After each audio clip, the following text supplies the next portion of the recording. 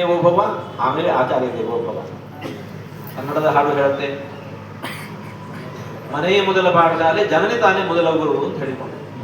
ತಾಯಿಯು ಗುರು, ತಂದೆಯು ಗುರು. ವಯಸ್ಸು ಬೆಳೆದಂತೆ ಆ ಬಳಿಕ ಆಚಾರ್ಯ ದೇವೋಭವ ಅದು ಬೇಕು. ಹಾಗಾಗಿ ತಂದೆ ತಾಯಿಗಳ ಪಾತ್ರವು ತುಂಬ ದೊಡ್ಡ. ಸರಿ, ಕೊನೆಯ ಪ್ರಶ್ನೆ ಗುರುಗಳಲ್ಲಿ, ಈ ನಮ್ಮ ಅನೇಕ ಹಿರಿಯರು ಹೇಳ್ತಕ್ಕಂಥ ಮಾತು 1909ರಲ್ಲಿ ಆನಂದ ಕುಮಾರಸ್ವಾಮಿ ಅಂತ ಅವರು ಕೂಡ ತಮ್ಮ ಎಜುಕೇಷನ್ ಇನ್ ಇಂಡಿಯಾ ಅಂತ ಒಂದು ಪುಸ್ತಕದಲ್ಲಿ ಸಂಗ್ರಹ ಮಾಡ್ತಾರೆ. ಮತ್ತು ಶ್ರೀ ಅರವಿಂದ ಅವರು ಕೂಡ ಹೇಳ್ತಾರೆ, ಈ ಒಟ್ಟಾರೆ ಶಿಕ್ಷಣ ಪದ್ಧತಿ ಅನ್ನುವಂಥದ್ದು ಇದು ಪಾಶ್ಚಾತ್ಯದ ಸಂಸ್ಕೃತಿಯನ್ನು ಒಳಗೊಂಡು ಬಿಟ್ಟಿದೆ. ಭಾರತೀಯ ದೃಷ್ಟಿಕೋನದಲ್ಲಿ ನಾವು ಶಿಕ್ಷಣವನ್ನು ಕಲಿತರೆ ಮಾತ್ರ ಅದು ಭಾರತೀಯತೆಯಿಂದ ಉಳಿಯುತ್ತೆ, ಇಲ್ಲ ಅಂತಂದರೆ ಆಗೋದೇ ಇಲ್ಲ. ಅದಕ್ಕೆ ಉದಾಹರಣೆ ಕೊಡೋದವರು ಪಾಶ್ಚಾತ್ಯದ ಒಂದು ಭಾಷೆ, ಆ ಭಾಷೆಯ ಜೊತೆಗೆ ಆ ಸಂಸ್ಕೃತಿಯೂ ಕೂಡ ಬಂದುಬಿಡುತ್ತೆ. ಅದರಿಂದಾಗಿ ನಾವು ಹಾಗಾಗಬಾರ್ದು ಅನ್ನೋದನ್ನು ಹೇಳ್ತಾರೆ. ಹಾಗಾಗಿ ಈ ಕೊನೆಯ ಪ್ರಶ್ನೆಗೆ ತಮ್ಮ ಅಭಿಪ್ರಾಯ? ಅವಶ್ಯವಾಗಿ ನಮ್ಮ ಸಂಸ್ಕಾರಗಳು, ನಮ್ಮ ಸಂಸ್ಕೃತಿ ಏನು ಅನ್ನೋದು ಅರಿವಾಗಬೇಕು ಅಂತಿದ್ರೆ ಸಂಸ್ಕೃತದ ಅಧ್ಯಯನ ಬೇಕು. ಯಾಕೆ ಅಂತಂದರೆ ನಮ್ಮ ಸಂಸ್ಕೃತಿ ಏನು ಅನ್ನೋದನ್ನು ಅರಿಯಲಿಕ್ಕಿರತಕ್ಕಂತಹ ಏಕೈಕ ಸಾಹಿತ್ಯಗಳು ನಮ್ಮ ಇತಿಹಾಸ, ಪುರಾಣಗಳು, ವೇದಗಳು, ಇವೆಲ್ಲವೂ ಕೂಡ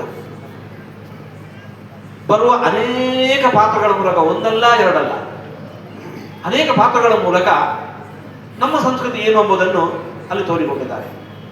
ಹಾಗಾಗಿ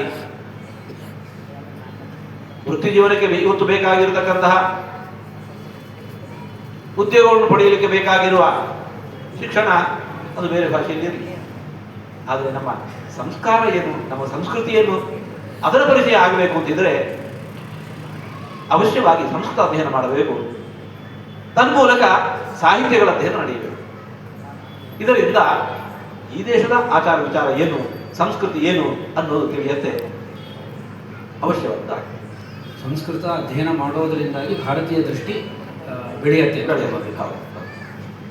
ಕೊನೆ ಮಾತು, ಗುರುಗಳು ವಸಂತ ಶಿಬಿರಗಳ ಮಾಡುವ ಸಂದರ್ಭದಲ್ಲಿ ಹೇಳ್ತಾ ಇದ್ರು, ಅಲ್ಲಿಯ ಊರುಗಳಿಗೆ ಬಂದಾಗ, ನಾವು ಪ್ರತಿನಿತ್ಯ ಹೋಗುವ ಚಂಡಾಮರ್ಕರ ಶಾಲೆಗಿಂತ ಅಲ್ಲಿ ದೇವರ ಬಗ್ಗೆ ಹಾಗೂ ಧರ್ಮದ ಬಗ್ಗೆ ಯಾವುದೇ ರೀತಿಯಾದ ವಿಶೇಷ ಮಾಹಿತಿ ಸಿಗುವಂಥ ಆಗುವುದಿಲ್ಲ.